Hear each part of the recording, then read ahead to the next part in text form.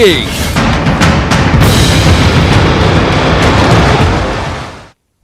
ನಮಸ್ಕಾರ, very good morning. ನಿಮ್ಮ ಜೊತೆ ನಾನು ಹರೀಶ್ ನಾಗರಾಜು. ಕಾಂಗ್ರೆಸ್ಗಂತೂ ಭವಿಷ್ಯದ ಮತಸೂತ್ರ, ದಳಕ್ಕೆ ಅಸ್ತಿತ್ವದ ದೊಡ್ಡ ಸಾಹಸ. ಮುಖ್ಯಮಂತ್ರಿ ಬಸವರಾಜ ಬೊಮ್ಮಾಯಿ ಅವರಿಗೆ ಮೊದಲ ಅಗ್ನಿ ಪರೀಕ್ಷೆ. ನಮ್ಮ ರಾಜ್ಯದಲ್ಲಿ 3 ಕಡೆ ಪಾಲಿಕೆ ಚುನಾವಣೆ, 100 ಲೆಕ್ಕಾಚಾರಗಳು. ನ್ಯೂಸ್ 18ನ ಮೆಗಾ ಕವರೇಜ್ ಈ ಹೊತ್ತಿನ ಸ್ಪೆಷಲ್. ಇದು ಪಾಲಿಕೆ ಫೈಟ್.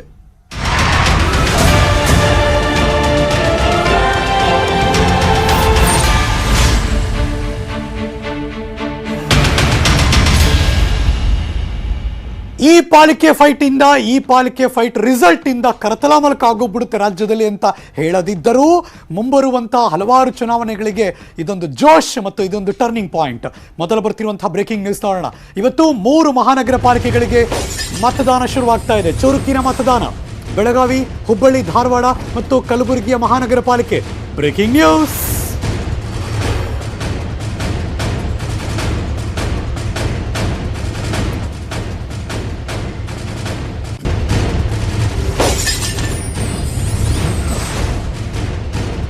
ಸಂಜೆ 6 ಗಂಟೆ ತನಕ ಮತದಾನದ ಪ್ರಕ್ರಿಯೆ ಇದ್ದೇ ಇದೆ.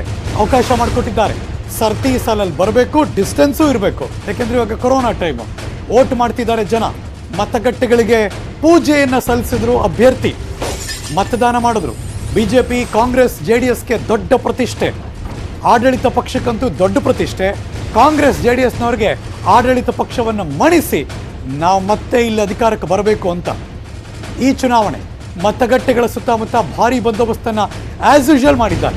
3 ಪಕ್ಷಗಳಿಗೂ ಬಂಡಾಯದ್ದೇ ದೊಡ್ಡ ತಲೆಬಿಸಿ. ಲಾಸ್ಟ್ ಟೈಮ್ ಯಾರ್ಯಾರು ನಿಂತಿದ್ರು, ಈ ಸಲ ಅವ್ರು ಕೆಲವರಿಗೆ ಟಿಕೆಟೇ ಕೊಟ್ಟಿಲ್ಲ. ಅವರೆಲ್ಲ ನಾವು ನೋಡ್ಕೋತೀವಿ ಈಗ ಅಂತ ಅವರೆಲ್ಲ ಅಭ್ಯರ್ಥಿಗಳನ್ನ ನಿಂತ್ಬಿಟ್ಟಿದ್ದಾರೆ. ಆ ಬಂಡಾಯ ಶಮನ ಆಗದಿದ್ದರೆ ಇವತ್ತು ಎಲೆಕ್ಷನ್ ವೋಟಿಂಗ್ ನಡೀತಾ ಇದೆ. ಅದೇ ದೊಡ್ಡ ತಲೆನೋವು. ಇವ್ರ ಕಚ್ಚಾಟದಲ್ಲಿ ಬೇರೆಯವ್ರ ಲಾಭ ಗ್ಯಾರಂಟಿ. ಇದರಿಂದ ಇವತ್ತು ಸೆಪ್ಟೆಂಬರ್ 3ನೇ ತಾರೀಕು ಸಂಜೆ 6 ಗಂಟೆ ತನಕ ವೋಟ್ ಮಾಡ್ಬೋದು. ಸೆಪ್ಟೆಂಬರ್ 6ನೇ ತಾರೀಕು ಇನ್ನು 3 ದಿನ ಕಳೆದ್ರೆ ಬಂಡವಾಳ ಗೊತ್ತಾಗುತ್ತೆ. ಅಂದರೆ ಯಾರು ಗೆಲ್ಲುತ್ತಾರೆ ಈ 3 ಕಡೆ ಅಂತ. ಕಲಬುರಗಿಯಲ್ಲಿ ಯಾರು ಅಧಿಕಾರ ಹಿಡಿತಾರೆ, ಹುಬ್ಬಳ್ಳಿ, ಧಾರವಾಡದಲ್ಲಿ ಮುಖ್ಯಮಂತ್ರಿಗಳ ಅಥವಾ ಬೇರೆಯವರ. ಇನ್ನು ಬೆಳಗಾವಿಯಲ್ಲಿ ಈ ಬಾರಿ ಪ್ರತಿಷ್ಠೆ ಯಾಕಪ್ಪ ಅಂದರೆ ಪಕ್ಷ ಚಿಹ್ನೆ ಮೂಲಕ ನಿಂತಿದ್ದಾರೆ, ವ್ಯಕ್ತಿ ಬಿಟ್ಬಿಡಿ. ಸೊ ಹಾಗಾಗಿ ಯಾರ್ಯಾರು ಎಲ್ಲೆಲ್ಲಿ ಏನೇನು ಅಧಿಪತ್ಯವನ್ನು ಸಾಧಿಸುತ್ತಾರೆ, ಯಾರ್ಯಾರು ತಮ್ಮ ಬಾವುಟ ನೆಡ್ತಾರೆ, ಅದು ಇವತ್ತು ಮತಗಟ್ಟೆಯಲ್ಲಿ ವೋಟ್ ಮಾಡಿದ್ಮೇಲೆ ಆ ಬ್ಯಾಲೆಟಲ್ಲಿ ಬಾಕ್ಸಲ್ಲಿ ಅಡಕ ಆಗಿರುತ್ತೆ. 6ನೇ ತಾರೀಕು ಅದರ ರಿಸಲ್ಟ್ ಗೊತ್ತಾಗುತ್ತೆ. ಒಂದಷ್ಟು ವಿಜುವಲ್ಸ್ಗಳು ಸ್ವಿಚ್ ಆಗ್ತಾ ಇರುತ್ತೆ, ನೋಡ್ತಾ ಹೋಗಿ. ಬೆಳಗಾವಿ, ಕಲಬುರಗಿ, ಹುಬ್ಬಳ್ಳಿ, ಧಾರವಾಡ ಆ ಎಲ್ಲ ಭಾಗದಲ್ಲಿ ಮತಗಟ್ಟೆಗಳಲ್ಲಿ ಬಂದು ವೋಟ್ ಮಾಡ್ತಾ ಇದ್ದಾರೆ. Let's go. ಫಸ್ಟ್ ನಾವು ಬೆಳಗಾವಿಗೆ ಹೋಗೋಣ. ಮುಂಬೈ ಕರ್ನಾಟಕದ ಭಾಗ ಬೆಳಗಾವಿ. ನನ್ನ ಸಹೋದ್ಯೋಗಿ ಚಂದ್ರಕಾಂತ್ ಸುಗಂಧಿ ನೇರ ಸಂಪರ್ಕದಲ್ಲಿ ಜಾಯಿನ್ ಆಗ್ತಿದ್ದಾರೆ. ವೆರಿ ಗುಡ್ ಮಾರ್ನಿಂಗ್ ಚಂದ್ರಕಾಂತ್ ಸುಗಂಧಿ. ಪ್ರತಿ ಬಾರಿಯೂ ಕೂಡ ಎಲೆಕ್ಷನ್ ಆಗುತ್ತೆ ನಿಜ, ಆದರೆ ಈ ಬಾರಿ ಆ ಭಾಗದ ಎಲೆಕ್ಷನ್ ಎಷ್ಟು ವಿಭಿನ್ನ ಮತ್ತು ಪಕ್ಷಗಳಿಗೆ ಎಷ್ಟು ದೊಡ್ಡ ಪ್ರತಿಷ್ಠೆ?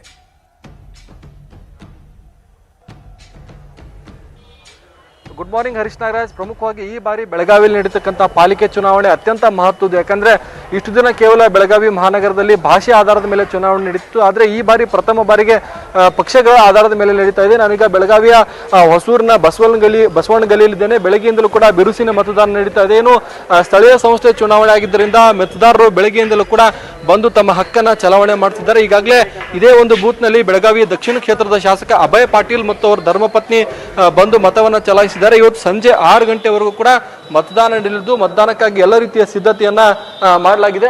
ಈಗ ಏನು ಬೂತ್ ನಲ್ಲಿ ನೋಡಬಹುದು ಎಲ್ಲ ರೀತಿಯ ಸಿದ್ಧತೆಗಳು ನಡೆದಿದೆ. ಅನೇಕರು ಕೂಡ ಈಗಾಗಲೇ ಬಂದು ಮತದಾನ ಮಾಡಿರ್ತಕ್ಕಂಥದ್ದು. ಬೆಳಗಾವಿ ಮಹಾನಗರ ಪಾಲಿಕೆಯಲ್ಲಿ ಒಟ್ಟು 58 ವಾರ್ಡ್ಗಳಿವೆ ಹರೀಶ್ ನಾಗರಾಜ್. 58 ವಾರ್ಡ್ಗಳಲ್ಲಿ 320ಕ್ಕೂ ಹೆಚ್ಚು ಅಭ್ಯರ್ಥಿಗಳು ನಿಂತಿದ್ದಾರೆ. ಪ್ರಮುಖವಾಗಿ 217 ಜನ ಪಕ್ಷೇತರು ನಿಂತಿರ್ತಕ್ಕಂಥದ್ದು ಈ ಒಂದು ಚುನಾವಣೆಯಲ್ಲಿ ಮಹತ್ವವನ್ನು ಪಡೆದುಕೊಂಡಿದೆ. ಯಾಕಂದ್ರೆ ಕಾಂಗ್ರೆಸ್, ಬಿಜೆಪಿ, JDS, MIM ಮತ್ತು ಆಮ್ ಆದ್ಮಿ ಪಾರ್ಟಿಗಳ ಜೊತೆಗೆ ಈ ಒಂದು ಚುನಾವಣೆಯಲ್ಲಿ ಏನು ಇವರು ನಿಂತಿದ್ದಾರೆ, ಯಾರು MES ಅಭ್ಯರ್ಥಿಗಳು ಸಹ ಸ್ಪರ್ಧೆಯನ್ನ ಮಾಡಿರ್ತಕ್ಕಂಥದ್ದು. ಈಗ ಬೆಳಗಾವಿಯ ಎಲ್ಲ ಬೂತ್ಗಳಲ್ಲೂ ಕೂಡ ಮತದಾನ ಪ್ರಕ್ರಿಯೆ ಆರಂಭವಾಗಿದ್ದು ಬಿರುಸಿನಿಂದ ಮತದಾನ ನಡೀತಾ ಇದೆ. ಪ್ರಮುಖವಾಗಿ 4,30,000ಕ್ಕೂ ಹೆಚ್ಚು ಮತದಾರರಿದ್ದಾರೆ. ಬೆಳಗಾವಿ ನಗರದಲ್ಲೇನು ಮಹಿಳಾ ಮತದಾರರು ಹೆಚ್ಚಿನ ಸಂಖ್ಯೆಯಲ್ಲಿ ಇರತಕ್ಕಂಥದ್ದು. ಇಬ್ಬರು ಅಂದ್ರೆ ಬೆಳಗಾವಿಯ ಮಹಾನಗರ ಪಾಲಿಕೆ ಚುನಾವಣೆಯಲ್ಲಿ 4 ಜನ ಶಾಸಕರ ವ್ಯಾಪ್ತಿ ಬರುತ್ತೆ. ಅದರಲ್ಲಿ ಇಬ್ಬರು ಪ್ರಮುಖವಾಗಿ ಬಿಜೆಪಿ ಅವರಿಗೆ ಮಹತ್ವದ ಚುನಾವಣೆ ಆಗಿದೆ. ಏನು ಅಭಯ್ ಪಾಟೀಲ್ ನೇತೃತ್ವದಲ್ಲಿ ಪ್ರಚಾರ ಕಾರ್ಯ ನಡೆಸಿರ್ತಕ್ಕಂಥದ್ದು. ಒಟ್ಟು 58 ವಾರ್ಡ್ಗಳಲ್ಲಿ. ಕರೆಕ್ಟ್ ಚಂದ್ರಕಾಂತ್ ಸುಗಂಧಿ. ನನ್ನ ಪ್ರಶ್ನೆ ಏನಪ್ಪಾ ಅಂದ್ರೆ, ಇತ್ತೀಚೆಗೆ ಈ ಮತದಾನದ ಪ್ರಕ್ರಿಯೆ ಬಂದಾಗೆಲ್ಲ ಜನ ಉತ್ಸಾಹ ಕಳ್ಕೊಂಡ್ಬಿಡ್ತಾರೆ, ಅತಿ ಹೆಚ್ಚು ಓಟ್ಗಳಾಗಲ್ಲ, ಪರ್ಸೆಂಟೇಜ್ ನೋಡ್ತಾ ಹೋಗ್ತೀವಿ ನಾವು. ಟೆಲ್ ಮಿ, ಈ ಸರಿ ಈ ಪಾಲಿಕೆ ಚುನಾವಣೆ ಬೆಳಗಾವಿ ಭಾಗದಲ್ಲಿ ಜನ ಕೂಡ ಎಷ್ಟು ಉತ್ಸುಕರಾಗಿದ್ದಾರೆ? ಇಲ್ಲಪ್ಪ ಇವತ್ತು ಓಟ್ ಮಾಡೇ ಬಿಡೋಣ, ಓಟ್ ಮಾಡಿ ಯಾರನ್ನೋ ಗೆಲ್ಸೋಣ, ಆ ಥರದ್ದೇನಾದ್ರೂ ಮನಸ್ಥಿತಿ ಬಂದಿದ್ದಾರಾ? ಅಥವಾ ಇವ್ರ ಫೈಟ್ಗಳು, ಈ ಬೇಗುದಿಗಳು ಇದೆಲ್ಲ ನೋಡಿ ಯಾರು ಓಟ್ ಮಾಡ್ತಾರಪ್ಪ ಅನ್ನೋ ಮನಸ್ಥಿತಿಲಿ ಇದ್ದಾರಾ ಭಾಗದ ಜನ? ಖಂಡಿತವಾಗ್ಲೂ ಹರೀಶ್ ನಾಗರಾಜ್, ಈ ರೀತಿಯ ಘಟನೆಗಳು ಏನಂದ್ರೆ MP ಚುನಾವಣೆ ಆಗಿರ್ಬೋದು ಮತ್ತು ಏನೋ ವಿಧಾನಸಭೆ ಚುನಾವಣೆಗಳು ನೋಡಿದ್ವಿ. ಆದರೆ ಸ್ಥಳೀಯ ಸಂಸ್ಥೆ ಚುನಾವಣೆ ಆಗಿದ್ದರಿಂದ ಸಾಕಷ್ಟು ಜನ ಉತ್ಸಾಹದಿಂದ ಬಂದು ಮತವನ್ನ ಚಲಾವಣೆ ಮಾಡ್ತಿದ್ದಾರೆ. ಬೆಳಗ್ಗೆ ನೋಡ್ಬೋದು, ಬೆಳಗ್ಗೆ 7 ಗಂಟೆಯಿಂದಲೇ ಬೆಳಗಾವಿಯಲ್ಲಿ ಏನು ಮತದಾನ ಪ್ರಕ್ರಿಯೆ ಆರಂಭವಾಗಿದೆ. ಏನು ಉತ್ಸಾಹದಿಂದ ಜನ ಬಂದು ತಮ್ಮ ಹಕ್ಕನ್ನ ಚಲಾವಣೆ ಮಾಡ್ತಿದ್ದಾರೆ. ಪ್ರಮುಖವಾಗಿ ಬೆಳಗಾವಿಯಲ್ಲಿ ನಡೀತಿರ್ತಕ್ಕಂಥ ಚುನಾವಣೆ ಇಷ್ಟು ದಿನ ಕೇವಲ ಭಾಷಾ ಆಧಾರದ ಮೇಲೆ ನಡೆದಿತ್ತು. ಏನು 1984ರಲ್ಲಿ ಬೆಳಗಾವಿ ಮಹಾನಗರ ಪಾಲಿಕೆ ಅಪ್ಡೇಟ್ ಆಗುತ್ತೆ, ಅಲ್ಲಿಂದ ಇಲ್ಲಿವರೆಗೂ ಕೂಡ ಕೇವಲ ಭಾಷೆಗಳ ಆಧಾರದ ಮೇಲೆ ಚುನಾವಣೆ ನಡೆದಿವೆ. ಈ ಬಾರಿ ಏನು ಪಕ್ಷಗಳ ಆಧಾರದ ಮೇಲೆ ಚುನಾವಣೆ ನಡೆದಿದೆ. ಎಲ್ರಿಗೂ ಕೂಡ ಇದು ಪ್ರತಿಷ್ಠೆಯ ಕಣವಾಗಿದೆ. ಯಾಕಂದ್ರೆ ಬೆಳಗಾವಿ ಮಹಾನಗರ ಪಾಲಿಕೆಯಲ್ಲಿ ಕೈವಶ ಪಡೆದುಕೊಳ್ಬೇಕು ಅಂತೇಳಿ ಎಲ್ಲ ರಾಜಕೀಯ ಪಕ್ಷಗಳು ಈಗ ತಮ್ಮ ಪ್ರಯತ್ನವನ್ನು ಮಾಡ್ತಿವೆ. ಜೊತೆಗೆ ಮತಗಟ್ಟೆಗೆ ಯಾರು ಬರ್ತಾರೆ ಅವರೆಲ್ಲರೂ ಕೂಡ ಸ್ಯಾನಿಟೈಸರ್ ಮತ್ತು ಮಾಸ್ಕ್ ಅನ್ನ ಕಡ್ಡಾಯವನ್ನ ಮಾಡಲಾಗಿರ್ತಕ್ಕಂಥದ್ದು. ಸಂಜೆ 6 ಗಂಟೆವರೆಗೂ ಮತದಾನ ನಡೆಯಲಿದೆ. ಮತದಾನ ಎಷ್ಟು ಪರ್ಸೆಂಟ್ ಹೆಚ್ಚಾಗಲಿದೆ ಅನ್ನೋದು ಕಾದು ನೋಡ್ಬೇಕಿದೆ. Harish Nagara, thank you so much Chandrakant Sugandhi. ಈ ಕ್ಷಣದ ಮಾಹಿತಿಯನ್ನು ಅಪ್ಡೇಟ್ ಮಾಡಿದ್ದಕ್ಕೆ. ಇದು ಬೆಳಗಾವಿ ಭಾಗದ ದೃಶ್ಯ ತೋರಿಸ್ತಾ ಇದ್ದೆ. ಮಗದೊಬ್ಬ ಸಹೋದ್ಯೋಗಿ ನನ್ನ ಜೊತೆ ನೇರ ಸಂಪರ್ಕದಲ್ಲಿ ಜಾಯಿನ್ ಆಗ್ತಿದ್ದಾರೆ. ಅದು ಮಗದೊಂದು ಮಹಾನಗರ ಪಾಲಿಕೆಯ ಚುನಾವಣೆ, ಅದು ಹುಬ್ಬಳ್ಳಿ ಧಾರವಾಡ ಭಾಗ. ನನ್ನ ಸಹೋದ್ಯೋಗಿ ಶಿವರಾಮ ಸುಂಡಿ ಲೈವ್ ಜಾಯಿನ್ ಆಗ್ತಿದ್ದಾರೆ. Good morning Shivarama Sundi. ಮುಖ್ಯಮಂತ್ರಿಗಳಂತೂ ಅಲ್ಲೇ ಠಿಕಾಣಿ ಹೂಡಿದ್ದಾರೆ. ಅವರಿಗೊಂದು ಪ್ರತಿಷ್ಠೆ, ಒಂದು ಪಕ್ಷ ಅಧಿಕಾರದಲ್ಲಿದೆ, ಇನ್ನೊಂದು ಅವರ ಶಿಗ್ಗಾವಿ ಕ್ಷೇತ್ರ ಮತ್ತು ಅವರ ಹುಟ್ಟೂರು ಎಲ್ಲ ಆ ಭಾಗದಲ್ಲೇ ಇದೆ. ಹಾಗಾಗಿ ದೊಡ್ಡ ಪ್ರತಿಷ್ಠೆಯೇ ಹೌದು. ಹೇಗಿದೆ ಇವತ್ತಿನ ಮತದಾನದ ಪ್ರಕ್ರಿಯೆಯ ಮೊದಲ ಭಾಗದಲ್ಲಿ ಹೇಗೆ ಶುರುವಾಗ್ತಾ ಇದೆ? ಜನರ ಮನಸ್ಥಿತಿ ಹೇಗಿದೆ? ಕ್ಯಾಂಪೇನ್ ಎಲ್ಲ ಭರ್ಜರಿಯಾಗಿ ನಡೆದಿದೆ. ಈ ಚುನಾವಣೆ ಎಷ್ಟು ಪ್ರತಿಷ್ಠೆ, ಯಾರ್ಯಾರಿಗೆ ಏನೇನು? ಹುಬ್ಬಳ್ಳಿ ಮಹಾನಗರ ಪಾಲಿಕೆದು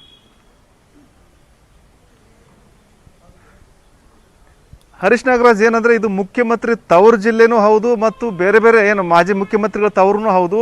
ಇಲ್ಲೇನು ರಾಜಕೀಯ ಪಕ್ಷಗಳೇನು ಎಷ್ಟು ಉತ್ಸಾಹ ತೋರಿಸಿದ್ವು ಅಂದ್ರೆ ಅಷ್ಟರ ಮಟ್ಟಿಗೆ ಅಬ್ಬರ ಇಲ್ಲಿ ಕಾಣಿಸ್ತಾ ಇಲ್ಲ ಮತದಾರದು. ಅಷ್ಟರ ಮಟ್ಟಿಗೆ ನೀರಸ ಪ್ರತಿಕ್ರಿಯೆ ವ್ಯಕ್ತವಾಗಿದೆ. ನಾವೀಗ ಏನು ಮತಗಟ್ಟೆ ವಾರ್ಡ್ ಸಂಖ್ಯೆ 58, ಮತಗಟ್ಟೆ ಸಂಖ್ಯೆ 5ರಲ್ಲಿ ಇದ್ದೇವೆ. ಇಲ್ಲಿ ನೋಡ್ತಾ ಇರ್ಬೋದು, ಏನು ಆರೋಗ್ಯ ಇಲಾಖೆ ಸಿಬ್ಬಂದಿ ಅಗತ್ಯ ಮುನ್ನೆಚ್ಚರಿಕೆ, ಯಾಕೆ ಕೋವಿಡ್ ಹಿನ್ನೆಲೆಯಲ್ಲಿ ಅಗತ್ಯ ಮುನ್ನೆಚ್ಚರಿಕೆ ಕ್ರಮ ಕೈಗೊಂಡು ಯಾರೇ ಬಂದರೂ ಸಹ ಮೊದಲು ಏನು ಥರ್ಮಲ್ ಸ್ಕ್ಯಾನಿಂಗ್ ಮಾಡ್ತಾರೆ ಮತ್ತು ನಂತರ ಸ್ಯಾನಿಟೈಸ್ ಕೊಟ್ಟು ಅವ್ರಿಗೆ ಮತಗಟ್ಟೆಗೆ ಕಳಿಸ್ಕೊಡ್ಲಾಗ್ತದೆ. ಮಾಸ್ಕ್ ಹಾಕ್ಕೊಂಡವ್ರಿಗೆ ಮಾತ್ರ ಏನು ಮತದಾನಕ್ಕೆ ಅವಕಾಶ ಮಾಡಿಕೊಡ್ಲಾಗ್ತದೆ. ಈ ಬಾರಿ ಏನಂದರೆ ಒಂದು ಗಂಟೆ, 1 ತಾಸು ಕಾಲ ಹೆಚ್ಚು ಮತದಾನಕ್ಕೆ ಅವಕಾಶ ಮಾಡಿಕೊಡ್ಲಾಗಿದೆ. ಅಂದರೆ ಕೋವಿಡ್ ಸೋಂಕಿತರಿಗೆ 5 ಗಂಟೆಯಿಂದ 6 ಗಂಟೆವರೆಗೂ ಸಹ ಮತದಾನಕ್ಕೆ ಅವಕಾಶ ಮಾಡಿಕೊಡ್ಲಾಗಿದೆ. PPE ಕಿಟ್ ಹಾಕ್ಕೊಂಡು ಬಂದವರಿಗೆ ಬಂದು ಮತದಾನ ಮಾಡಬಹುದಾಗಿದೆ. ಒಟ್ಟಾರೆ ಏನು CM ತವರು ಕ್ಷೇತ್ರ, ಬೊಮ್ಮಾಯಿ ಅವರ ತವರು ಕ್ಷೇತ್ರದಲ್ಲಿ ಒಂದು ಏನು ರಾಜಕೀಯ ಜಿದ್ದಾಜಿದ್ದಿಗೆ ಸಾಕ್ಷಿಯಾಗಿತ್ತು. ಒಟ್ಟು 82 ವಾರ್ಡ್ಗಳಿಗೆ ಚುನಾವಣೆ ನಡೀತಾ ಇದೆ. 420 ಅಭ್ಯರ್ಥಿಗಳು ಅಖಾಡದಲ್ಲಿದ್ದಾರೆ. ಕಾಂಗ್ರೆಸ್ 82, BJP 82 ಮತ್ತು JDS 45 ಅಭ್ಯರ್ಥಿಗಳು ಅಖಾಡದಲ್ಲಿದ್ದಾರೆ. ಒಟ್ಟಾರೆ 420 ಅಭ್ಯರ್ಥಿಗಳು ಅಖಾಡದಲ್ಲಿದ್ದಾರೆ. 8,17,000 ಮತದಾರರು ತಮ್ಮ ಹಕ್ಕು ಚಲಾಯಿಸಲಿಕ್ಕೆ ಅರ್ಹತೆ ಪಡೆದಿದ್ದಾರೆ. ಒಟ್ಟಾರೆ ಬೆಳಗ್ಗೆಯಿಂದ ನೋಡ್ತಾ ಇರಬಹುದು, ಇಲ್ಲೇನು ಮತಗಟ್ಟೆ ಸಂಖ್ಯೆ 5 ಇದೆ. ಇಲ್ಲಿ ಯಾವುದೇ ರೀತಿಯ ಅಂದ್ರೆ ನೀರಸವಾದ ಮತದಾನ ನಡೀತಾ ಇದೆ ಅಂತ ಹೇಳ್ಬೋದು. ಚುನಾವಣಾ ಸಿಬ್ಬಂದಿ, ಪೊಲೀಸ್ ಸಿಬ್ಬಂದಿನ ನಿಯೋಜನೆ ಮಾಡಲಾಗಿದೆ. ಎಲ್ಲ ರೀತಿಯ ಸಿದ್ಧತೆಗಳು ಮಾಡ್ಕೊಂಡು ಮತದಾನ ಪ್ರಕ್ರಿಯೆ ಮತದಾನದ ಪ್ರಕ್ರಿಯೆ ಎಲ್ಲಿ ಜನ ತುಂಬಾ ನಿಧಾನವಾಗಿ ಎದ್ದು ಬರ್ತಾ ಇದ್ದಾರೆ ಅನ್ಸುತ್ತೆ. ಚಳಿಗಾಲ ಬೇರೆ, ಸೊ ಅಥವಾ ಇವತ್ತು ತುಂಬಾ ಜನ ವರಮಹಾಲಕ್ಷ್ಮಿ ಹಬ್ಬ ಮಾಡ್ತಿದ್ದಾರೆ ಮನೆಯಲ್ಲಿ ಶುಕ್ರವಾರ ಅಂತ. ಇನ್ನು ಲೇಟಾಗಿ ಹೋಗೋಣ ನಿಧಾನಕ್ಕೆ ಅಂತ ಅನ್ಕೋತಿರ್ಬೋದೇನೋ, ಗೊತ್ತಿಲ್ಲ. ನೋಡೋಣ, ಒಂದು 12 ಗಂಟೆ ಮಧ್ಯಾಹ್ನ ಆಗ್ತಿದ್ದಾಗೆ 1% ಲೆಕ್ಕ ಗೊತ್ತಾಗ್ತಾ ಹೋಗುತ್ತೆ ಅಂತ. Let's move on. ಇನ್ನು ಕಲಬುರಗಿ ಭಾಗಕ್ಕೆ ಹೋಗೋಣ. ಕಲಬುರಗಿ ಮಹಾನಗರ ಪಾಲಿಕೆಗೆ ಇವತ್ತು ಮತದಾನ ನಡೀತಾ ಇದೆ. 55 ವಾರ್ಡ್ಗಳಿಗೆ ಮತದಾನದ ಪ್ರಕ್ರಿಯೆ ಶುರುವಾಯಿತು. ಒಟ್ಟು 5,19,000 ಚಿಲ್ಲರೆ ಜನ ಮತದಾರರಿದ್ದಾರಲ್ಲಿ ತಮ್ಮ ಹಕ್ಕನ್ನು ಇವತ್ತು ಚಲಾವಣೆ ಮಾಡೋರಿದ್ದಾರೆ. ಕಲಬುರಗಿಯ ರಾಜಾಪುರ ಕಾಲೋನಿಯ 397ನೇ ಮತಗಟ್ಟೆ ಕೇಂದ್ರದಲ್ಲಿ ನೀವು ನೋಡ್ತಿರುವಂಥ ದೃಶ್ಯ. ಸರತಿ ಸಾಲ ನಿಂತು ತಮ್ಮ ಮತದಾನದ ಪ್ರಕ್ರಿಯೆಯಲ್ಲಿ ಮತ ಚಲಾಯಿಸೋದಕ್ಕೆ ಎಲ್ಲ ಕೂಡ ರೆಡಿಯಾಗಿದ್ದಾರೆ. ನನ್ನ ಸಹೋದ್ಯೋಗಿ ಕಲಬುರಗಿಯಲ್ಲಿ ನಾಗಪ್ಪ ಮಾಲಿಪಾಟೀಲ್ ಹೋದ್ರು, ಅಲ್ಲಿ ಹೋಗಿ ಹೇಗಿದೆ ಪರಿಸ್ಥಿತಿ ಅಂತ ಬೆಳ್ಳಂಬೆಳಗ್ಗೆ ನಮಗೊಂದು ವಾಕ್ತುರು ಕಳಿಸ್ಕೊಟ್ಟಿದ್ದಾರೆ. Let's see. Over to you Nagappa Malipatil.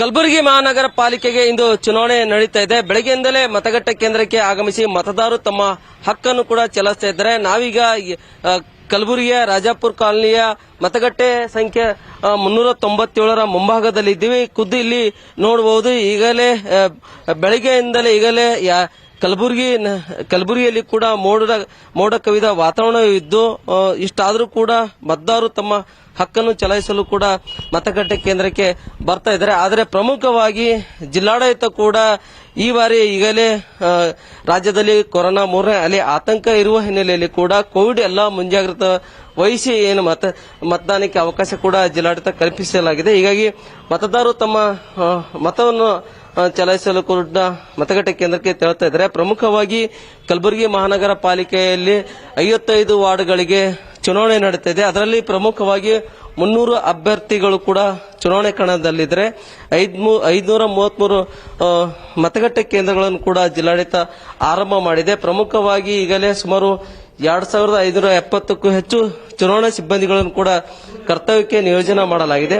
ಮತ್ತು ಇಲ್ಲಿ ನಾವು ನೋಡಬಹುದು ಮತಗಟ್ಟೆ ಕೇಂದ್ರದಲ್ಲಿ ಮತದಾರರು ತಮ್ಮ ಹಕ್ಕನ್ನು ಚಲಾಯಿಸಲು ಆಗಮಿಸ್ತಾ ಇದ್ದಾರೆ. ಯಾಕಂದ್ರೆ ಜಿಲ್ಲಾಡಳಿತ ಎಲ್ಲ ಅಗತ್ಯ ಮುಂಜಾಗ್ರತಾ ಕ್ರಮ ಕೂಡ ಕೈಗೊಂಡಿದೆ. ಅದೇ ರೀತಿಯಾಗಿ ಪ್ರಮುಖವಾಗಿ ಪೊಲೀಸ್ ಇಲಾಖೆ ಕೂಡ ಈಗಲೇ ಸುಮಾರು 2 ಡಿಸಿಪಿ ಮತ್ತು 4 ಎಸಿಪಿ ಹಾಗೂ ಸುಮಾರು 800ಕ್ಕೂ ಹೆಚ್ಚು ಪೊಲೀಸ್ ಸಿಬ್ಬಂದಿಗಳನ್ನು ಕೂಡ ಇಲ್ಲಿ ಮತಗಟ್ಟೆ ಕೇಂದ್ರ ಮುಂಭಾಗದಲ್ಲಿ ಏನಂತಂದ್ರೆ ಭದ್ರತೆಗೆ ನಿಯೋಜಿಸಲಾಗಿದೆ. ಒಟ್ಟಾರೆಯಾಗಿ ಶಾಂತಿಯುತ ಚುನಾವಣೆ ನಡೆಸಲು ಜಿಲ್ಲಾಡಳಿತ ಎಲ್ಲ ಮುಂಜಾಗ್ರತಾ ಕ್ರಮ ಕೈಗೊಂಡು ಭದ್ರತೆ ಕೂಡ ಕಲ್ಪಿಸಿದೆ. ಮತ್ತು ಬೆಳಗ್ಗೆಯಿಂದಲೇ ಮತದಾರರು ಕೂಡ ಮತಗಟ್ಟೆ ಕೇಂದ್ರಕ್ಕೆ ಆಗಮಿಸಿ ತಮ್ಮ ಹಕ್ಕನ್ನು ಚಲಾಯಿಸ್ತಾ ಇದ್ದಾರೆ. ಸುಮಾರು 5,19,464 ಮತದಾರರು ತಮ್ಮ ಹಕ್ಕನ್ನು ಇಂದು ಚಲಾಯಿಸಲಿದ್ದಾರೆ. ಹೀಗಾಗಿ ಒಟ್ಟಾರೆಯಾಗಿ ಹೇಳಬೇಕಾದ್ರೆ ಬೆಳಗ್ಗೆಯಿಂದಲೇ ಮತಗಟ್ಟೆ ಕೇಂದ್ರಕ್ಕೆ ಆಗಮಿಸಿ ಮತದಾರರು ತಮ್ಮ ಹಕ್ಕನ್ನು ಚಲಾಯಿಸ್ತಾ ಇದ್ದಾರೆ. ನಾಗಬಾಮಲಿ ಬಡಿಲ್, ನ್ಯೂಸ್ 18 ಕನ್ನಡ, ಕಲಬುರಗಿ. ಹುಬ್ಬಳ್ಳಿ ಧಾರವಾಡ ಮಹಾನಗರ ಪಾಲಿಕೆಯ ಒಟ್ಟು 82 ವಾರ್ಡ್ಗಳಿಗೆ ಮತದಾನ ನಡೀತಾ ಇದೆ. 420 ಅಭ್ಯರ್ಥಿಗಳು ಅಲ್ಲಿ ಅವರ ಭವಿಷ್ಯ ಮತಯಂತ್ರದಲ್ಲಿ ಇವತ್ತು ಭದ್ರಾಗುತ್ತೆ. ಪಾಲಿಕೆಯ ವ್ಯಾಪ್ತಿಯ ಒಟ್ಟು 842 ಮತಗಟ್ಟೆಗಳಲ್ಲಿ ಇವತ್ತು ಮತದಾನ ನಡೀತಾ ಇದೆ. 4,06,280 ಪುರುಷರು, ಮಹಿಳೆಯರು ಜಾಸ್ತಿ ಇದ್ದಾರೆ. 4,11,000 ಚಿಲ್ಲರೆ ಅವರು. ಒಟ್ಟು 8.25 ಲಕ್ಷ ಜನ ಮತದಾರರು ತಮ್ಮ ಹಕ್ಕನ್ನು ಹುಬ್ಬಳ್ಳಿ ಧಾರವಾಡ ಭಾಗದಲ್ಲಿ ಇವತ್ತು 82 ವಾರ್ಡ್ಗಳಿಗೆ ಚುನಾವಣೆ ನಡೀತಾ ಇದೆ. ಪಾಲಿಕೆಯ ಮತದಾನ ಬಿಜೆಪಿಗೂ ದೊಡ್ಡ ಪ್ರತಿಷ್ಠೆ, ಬಿಕಾಸ್ ಮುಖ್ಯಮಂತ್ರಿಗಳ ಜಾಗ ಅದು ಅಂತ. ನನ್ನ ಸಹೋದ್ಯೋಗಿ ಮಂಜುನಾಥ್ ಯಡಳ್ಳಿ ಅಲ್ಲಿ ಹೋಗಿ ಒಂದು ಪ್ರತ್ಯಕ್ಷ ವರದಿಯನ್ನು ಕಳಿಸ್ಕೊಟ್ಟಿದ್ದಾರೆ. Over to you Manjunath.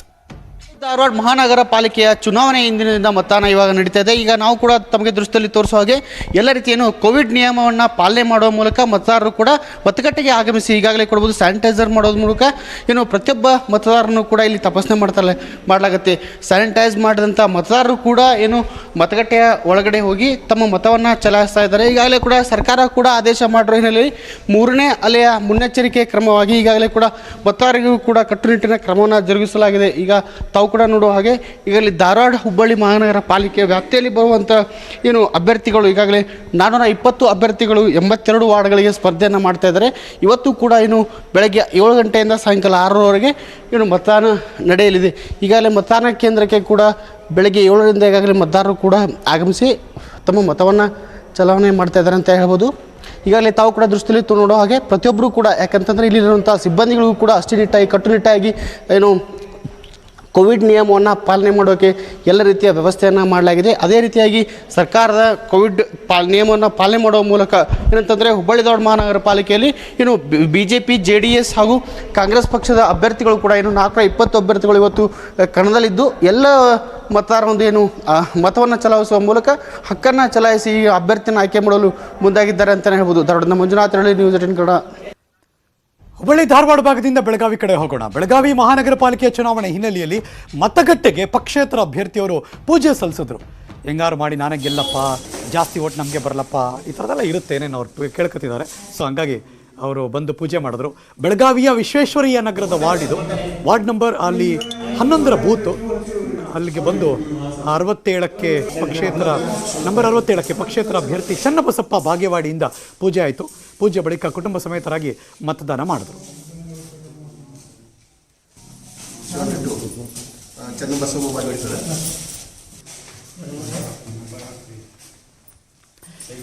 ಆ ವಾರ್ಡ್ಗೆ ನನ್ನ ಸಹೋದ್ಯೋಗಿ ಲೋಹಿತ್ ಹೋದ್ರು. ಅಲ್ಲೆಲ್ಲ ಹೇಗಿದೆ ಪರಿಸ್ಥಿತಿ ಅಂತ ಒಂದು ವಾಕ್ಥ್ರೂ ಮಾಡಿಕೊಟ್ಟಿದ್ದಾರೆ. Over to you Lohith. Belagavi ಮಹಾನಗರ ಪಾಲಿಕೆ ಚುನಾವಣೆಗೆ ಈಗಾಗಲೇ ಅಂತಂದ್ರೆ ಮತದಾನ ಕೂಡ ಆರಂಭ ಆಗಿರ್ತಕ್ಕಂಥದ್ದು. ನಾವೀಗ ಇರುವಂತದ್ದು ಬೆಳಗಾವಿ ನಗರದ ವಿಶ್ವೇಶ್ವರಯ್ಯ ನಗರದ ವಾರ್ಡ್ ನಂಬರ್ 11ರಲ್ಲಿ ನಾವೀಗ ಆಲ್ರೆಡಿ ಇಲ್ಲಿದ್ದೀವಿ. ಈಗಾಗಲೇ ನಾವು ದೃಶ್ಯಗಳು ನೋಡ್ತಾ ಇದ್ದೀವಿ. ಏನಂತಂದ್ರೆ ಚುನಾವಣಾ ಸಿಬ್ಬಂದಿ ಏನಂತಂದ್ರೆ ಸಂಪೂರ್ಣವಾಗಿ ಎಲ್ಲ ತಯಾರಿ ಮಾಡ್ಕೊಂಡಿದ್ದಾರೆ. ಈಗಾಗಲೇ ಏನಂತಂದ್ರೆ ಪಕ್ಷೇತರ ಅಭ್ಯರ್ಥಿ ಕೂಡ ಬಂದು ಏನಂತಂದ್ರೆ ಒಂದು ಮತಗಟ್ಟೆಗೆ ಪೂಜೆಯನ್ನು ಸಲ್ಲಿಸಿ ತಮ್ಮ ಒಂದು ಮತವನ್ನು ಚಲಾಯಿಸಿ ಹೋಗಿದ್ರು. ಈಗಾಗಲೇ ಕೂಡ ಏನಂತಂದ್ರೆ ಬೆಳ್ಳಂಬೆಳಗ್ಗೆ ಜನನೂ ಕೂಡ ಬಂದು ಏನಂತಂದ್ರೆ ಮತದಾನವನ್ನ ಈಗಾಗಲೇ ಆರಂಭಿಸಿರ್ತಕ್ಕಂಥದ್ದು. ಬಹುತೇಕ ಏನಂತಂದ್ರೆ ಇದೇ ಮೊದಲನೇ ಬಾರಿಗೆ ಏನಂತಂದ್ರೆ ಕಾಂಗ್ರೆಸ್ ಮತ್ತೆ ಬಿಜೆಪಿ ಒಂದು ಚಿಹ್ನೆ ಮೇಲೆ ಒಂದು ಏನಂತಂದ್ರೆ ಚುನಾವಣೆಯನ್ನ ಎದುರಿಸ್ತಾ ಇದ್ದಾವೆ. ಇದರಲ್ಲಿ MES ಕೂಡ ತನ್ನ ಒಂದು ಪ್ರಾಬಲ್ಯವನ್ನು ಮತ್ತೆ ಸಾಧಿಸಬೇಕು ಅನ್ನೋ ದೃಷ್ಟಿಯಿಂದ ಅದು ಕೂಡ ಸಾಕಷ್ಟು ಪೈಪೋಟಿಯನ್ನು ನಡೆಸಿದೆ. ಬೆಳಗ್ಗೆಯಿಂದಲೂ ಕೂಡ ಏನಂತಂದ್ರೆ ಜನ ತಂಡೋಪವಾಗಿ ಬಂದು ಜನ ಆಗಮಿಸಿದ್ರೆ ನಾವೀಗ ದೃಶ್ಯಾವಳಿಗಳು ನೋಡ್ತಾ ಇದ್ದೀವಿ. ಅಂತಂದ್ರೆ ಪಕ್ಷೇತರ ಅಭ್ಯರ್ಥಿ ಆಗಿರ್ತಕ್ಕಂಥ ಚನ್ನಬಸಪ್ಪ ಅವರು ಕೂಡ ಈಗಾಗಲೇ ಒಂದು ಮತಗಟ್ಟೆಗೆ ಪೂಜೆಯನ್ನು ಸಲ್ಲಿಸಿ ತಮ್ಮ ಒಂದು ಹಕ್ಕನ್ನು ಚಲಾಯಿಸಿ ಮತ್ತೆ ಏನಂತಂದ್ರೆ ತಮ್ಮ ಮನೆ ಕಡೆಗೆ ಮರಳ್ತಾ ಇದ್ದಾರೆ. ಒಟ್ಟಿನಲ್ಲಿ ಏನಂತಂದ್ರೆ ಬೆಳ್ಳಂಬೆಳಗ್ಗೆ 7 ಗಂಟೆಗೆ ಏನೊಂದು ಮತದಾನ ಶುರು ಆಗುತ್ತೋ ಸರಿಯಾಗಿ 7 ಗಂಟೆಗೆ ಜನ ಬಂದು ಈಗ ಇಲ್ಲಿ ಮತದಾನವನ್ನ ಆರಂಭಿಸಿರ್ತಕ್ಕಂಥದ್ದು. ಲೋಹಿತ್, ನ್ಯೂಸ್ 18 ಕನ್ನಡ, ಬೆಳಗಾವಿ. ಕೊರೋನಾ ಜಾಗೃತಿ ಬಗ್ಗೆ ನೆಟ್ವರ್ಕ್ 18 ಮತ್ತು ಫೆಡರಲ್ ಬ್ಯಾಂಕ್ ಸಹಯೋಗದಲ್ಲಿ ಇಡೀ ದೇಶದಾದ್ಯಂತ ನಾವು ಅಭಿಯಾನ ಮಾಡ್ತಿರೋದು ನಿಮಗೆ ಗೊತ್ತೇ ಇದೆ. ಅದರ ಮುಂದುವರಿದ ಭಾಗ ಅಂದರೆ ವಾಟ್ಸಪ್ ಮೂಲಕ ಕೊರೋನಾಗೆ ಸಂಬಂಧಪಟ್ಟ ಹಾಗೆ ಯಾವುದೇ ಪ್ರಶ್ನೆಗಳಿದ್ರು ಗೊಂದಲ ಇದ್ರೂ ಪರಿಹರಿಸಿಕೊಳ್ಳಬಹುದು. ನಮ್ಮ ವಾಟ್ಸಪ್ ನಂಬರ್ 7977773753. ರಿಪೀಟ್ 79 77 77 37 53. ಹಾಗೆಯೇ ನಮ್ಮ ವೆಬ್ಸೈಟ್ಗೂ ಲಾಗಿನ್ ಆಗ್ಬೋದು www.moneycontrol.com/ಸಂಜೀವನಿ. ಮುಂದುವರಿತೆ ಒಂದು ಚಿಕ್ಕ ಬ್ರೇಕ್ ಆದ್ಮೇಲೆ ಎಲ್ಲೂ ಹೋಗದೆ ಕಾಯ್ತಾ ಇರಿ. ಕಾಂಗ್ರೆಸ್ಗೆ ಭವಿಷ್ಯದ ಮತಸೂತ್ರ.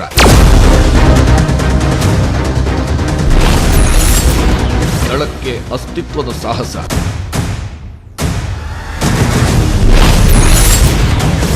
ಸಿಎಂ ಬೊಮ್ಮಾಯಿಗೆ ಮೊದಲ ಅಗ್ನಿ ಪರೀಕ್ಷೆ. 3 ಪಾಲಿಕೆ 100 ಲೆಕ್ಕಾಚಾರ.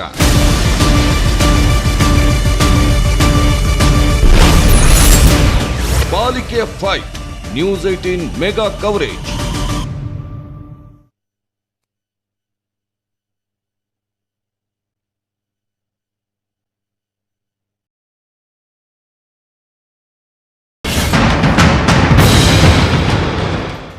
Welcome back.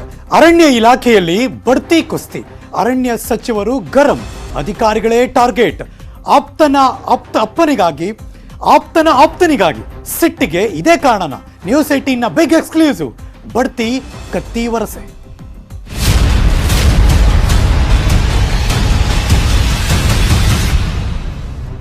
ಇದು ಅರಣ್ಯ ಇಲಾಖೆಯಲ್ಲಿ ನಡೀತಿರುವಂತಹ ಕತೆ. ಬಡ್ತಿ ವಿಚಾರಕ್ಕೆ ದೊಡ್ಡ ಕುಸ್ತಿ ಆಗ್ತಾ ಇದೆ ಅಂತ 57 RFOಗಳಿಗೆ ACF ಹುದ್ದೆ ನೀಡಿ ಬಡ್ತಿ ಕೊಟ್ಟಿದ್ದಾರೆ. ಸಿಎಂ ಬದಲಾದ ಕೆಲವೇ ದಿನಗಳಲ್ಲಿ ಈ ಮುಂಬಡ್ತಿ ಆದೇಶ ಹೊರಗೆ ಬಂದಿದೆ. Breaking news.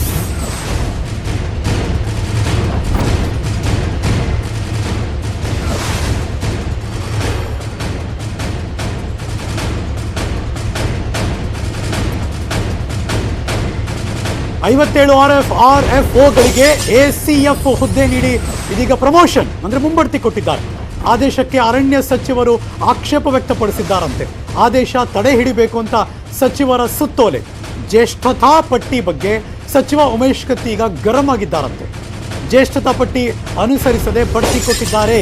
ಹೀಗಾಗಿ ಅರ್ಹ ಅಧಿಕಾರಿಗಳಿಗೆ ಅನ್ಯಾಯ ಆಗ್ತಾ ಇದೆ, ಇಲ್ಲಿ ಲೋಪ ಆಗಿದೆ. ಇದನ್ನು ಸರಿಪಡಿಸೋದಕ್ಕೆ ಸಚಿವ ಉಮೇಶ್ ಕತ್ತಿ ಆದೇಶ ಮಾಡಿದ್ದಾರೆ. ಇಲಾಖೆ ಮುಂಬಡ್ತಿ ಸಮಿತಿಯಿಂದ ಲೋಪ ಆಗಿದೆಯಂತೆ. DCP ರೆಡಿ ಮಾಡಿದಂಥ ಪಟ್ಟಿಯಲ್ಲಿ ಹಾಗಾದರೆ ಅಕ್ರಮ ನಡೆದಿದೆಯಾ?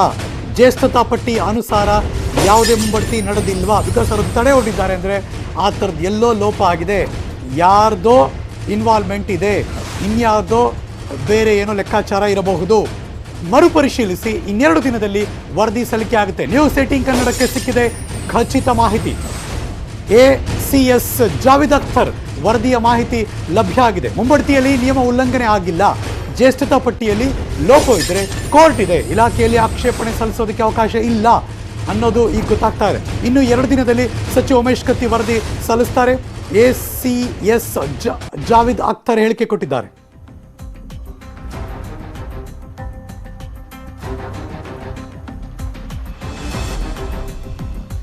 ಇದರ ಮಗದದ್ದು ಬ್ರೇಕಿಂಗ್ ನ್ಯೂಸ್. ಜ್ಯೇಷ್ಠತಾ ಪಟ್ಟಿ ತಡೆ ಹಿಡಿದಿದ್ದು ಯಾಕೆ ಆಗಿದ್ರೆ ಸಚಿವರು? ಅವ್ರ ಇಂಟೆನ್ಷನ್ ಏನು? ಸಚಿವರು ಅಧಿಕಾರಿಗಳ ನಡುವೆ ಏನ್ ನಡೀತಾ ಇದೆ? ಸಚಿವರ ಆಪ್ತ ಕಾರ್ಯದರ್ಶಿ ಆಪ್ತನಿಗೆ ಸಿಗ್ಲಿಲ್ವಾ? ಹಾಗಾದ್ರೆ ಮುಂಬಡ್ತಿ ಆ ವಿಚಾರಕ್ಕೆ ಸಂಬಂಧಪಟ್ಟಾಗೆ ಸಚಿವರು ಇದಕ್ಕೇನಾದರೂ ತಡೆ ಒಡ್ಡೋ ಪ್ರಯತ್ನ ಮಾಡ್ತಿದ್ದಾರಾ? Breaking news.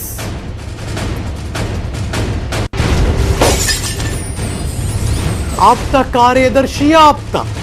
ಓಕೆ, ಅಲ್ಲಿ ಅಧಿಕಾರ ಸಿಕ್ಕಿಲ್ಲ, ಮುಂಬಡ್ತಿ ಸಿಕ್ಕಿಲ್ಲ ಅಂತ ಇದಕ್ಕೆ ತಡೆ ಒಡ್ಡೋ ಪ್ರಯತ್ನ ನಡೀತಾ ಇದೆ ಅನ್ನೋದು ಸಾರ್ವಜನಿಕ ವಲಯದಲ್ಲಿ ಚರ್ಚೆ ಆಗ್ತಿರುವಂತಹ ವಿಷಯ. ಒಬ್ಬ ಅಧಿಕಾರಿಗಾಗಿ ಇಡೀ ಮುಂಬಡ್ತಿ ಆದೇಶ ತಡೆ ಒಡ್ಡಿದ್ದಾರ? ಹಾಗಿದ್ರೆ ಅನುಮಾನ ಮೂಡಿಸ್ತಾ ಇದೆ ಅರಣ್ಯ ಸಚಿವರ ನಡೆ.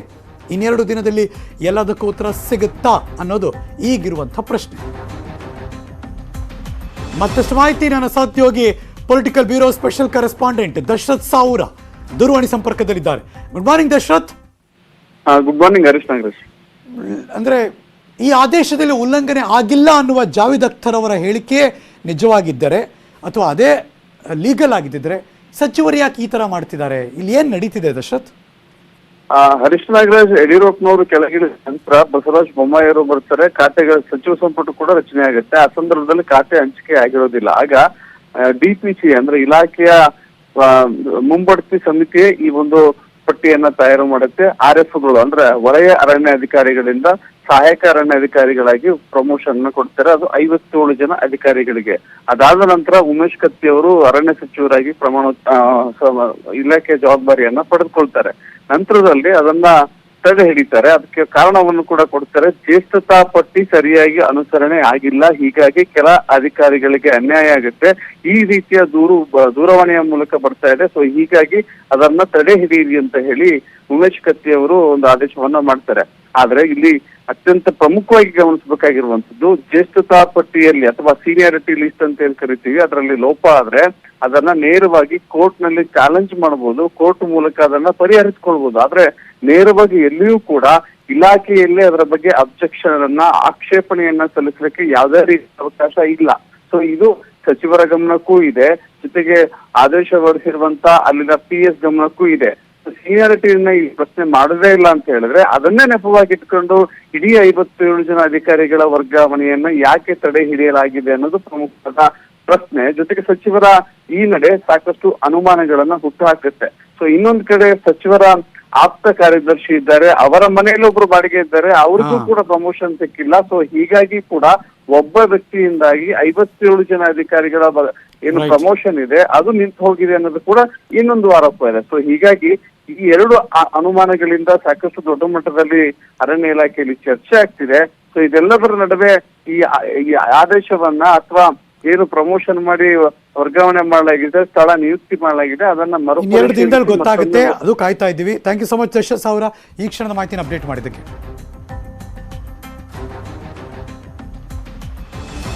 ನ್ಯೂಸ್ ಮುಂದುವರಿತೆ. ಒಂದು ಚಿಕ್ಕ ಬ್ರೇಕ್ ಆದ್ಮೇಲೆ ಬ್ರೇಕ್ ಮುಂಚೆ ನಿಮ್ಮೆಲ್ಲರ ಗಮನಕ್ಕೆ, ದೇಶದಲ್ಲಿ ಎಲ್ಲರಿಗೂ ಕೊರೋನಾ ವ್ಯಾಕ್ಸಿನ್ ಸಿಗಬೇಕು ಅನ್ನೋದು ನೆಟ್ವರ್ಕ್ 18 ಆಶಯ.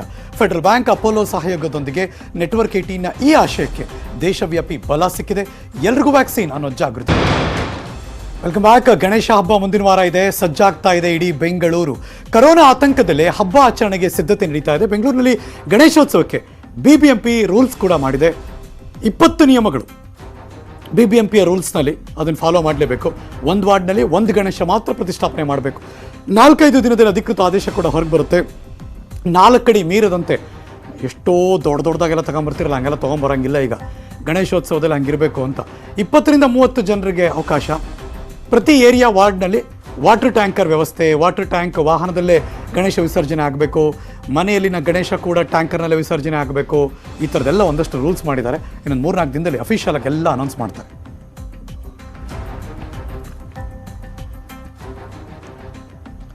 ಇಲ್ಲಿಗೆ ಈ ಕ್ಷಣದ ನ್ಯೂಸ್ ಮುಗಿಸಿ ನಾನು ಹೋಗಿ ಬರ್ತೀನಿ, ಮತ್ತೆ ಸಿಗ್ತೀನಿ ಮುಂದಿನ ಸುದ್ದಿಗಳಲ್ಲಿ. ಆದರೆ ಪಕ್ಕಾ ನ್ಯೂಸ್ಗೆ ನೀವು ಯಾವಾಗಲೇ ನೋಡ್ತಾ ಇರಿ News 18 ಕನ್ನಡ. ಜಾಲ ನಮ್ಮದು, ಬಲ ನಿಮ್ಮದು.